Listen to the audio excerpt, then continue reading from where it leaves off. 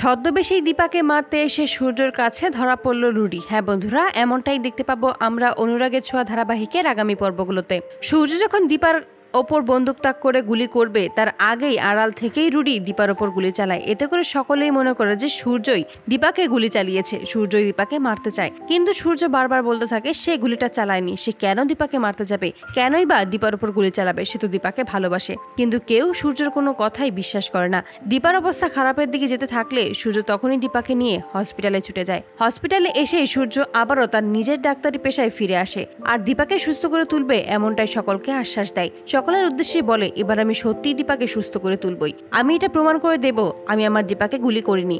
অবশেষে সূর্য নিজেই দীপার অপারেশন করে গুলি বের করে অপারেশন শেষ করে এসে সূর্য সকলকে বলে যে এখন অনেকটা বিপদ কেটে গেছে, কিছুদিন রেস্ট নিলেই দীপা আবারও আগের মতো সুস্থ হয়ে যাবে। তখন আমি এটা প্রমাণ করতে পারবো আমি যা বলেছি সবকিছু সত্যি। আমি জানি আমার দীপা আমাকে বিশ্বাস করবে, আমার কথা যে সত্যি ছিল সেটা দীপা খুব ভালোভাবেই বুঝতে পারবে, আর আসল যে অপরাধী তাকে দীপা ঠিক খুঁজে আনবে, সকলের সামনে এনে কঠিন শাস্তি দেবে।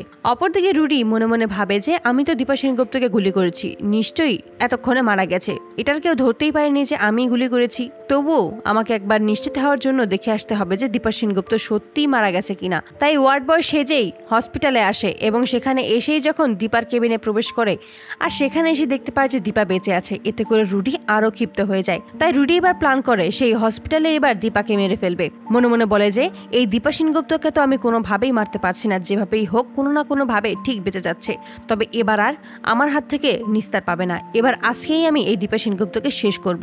এই বলেই যখন রুডি দীপার অক্সিজেন মাস্ক খুলে দীপাকে মেরে ফেলার চেষ্টা করবে, ঠিক সেই মুহূর্তে দীপার কেবিনে প্রবেশ করে সূর্য।